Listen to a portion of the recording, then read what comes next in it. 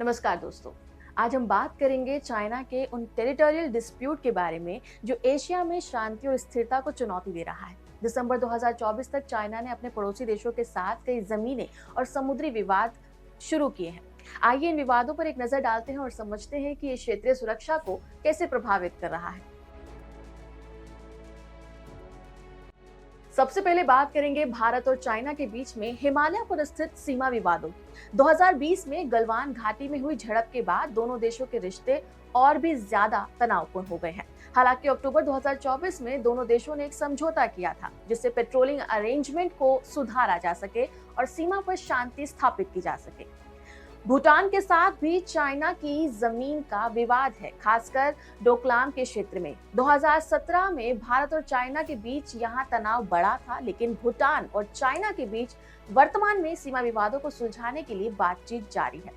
China का south China सी में कई देशों के साथ समुद्री विवाद है, जिसमें फिलीपींस, वियतनाम, मलेशिया, ब्रुनेई और ताइवान शामिल है। चाइना अपने 9 डैश लाइन के माध्यम से इन क्षेत्र पर अपना दावा करता है और अन्य देशों के एक्सक्लूसिव इकोनॉमिक जोन से टकराता रहता है।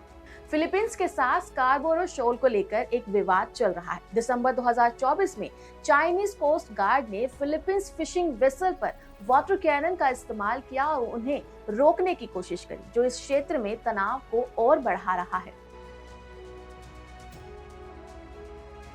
इसके अलावा जापान के साथ ईस्ट चाइना सी में एक आइलैंड को लेकर विवाद है। यह क्षेत्र तेल और गैस के स्रोतों के लिए महत्वपूर्ण है और दोनों देश अपना अपना दावा करते हैं, जिससे क्षेत्रीय तनाव बढ़ रहा है। चाइना के इन टेरिटोरियल डिस्प्यूट के कारण एशिया में सुरक्षा और स्थिरता को चुनौती मिल रही है।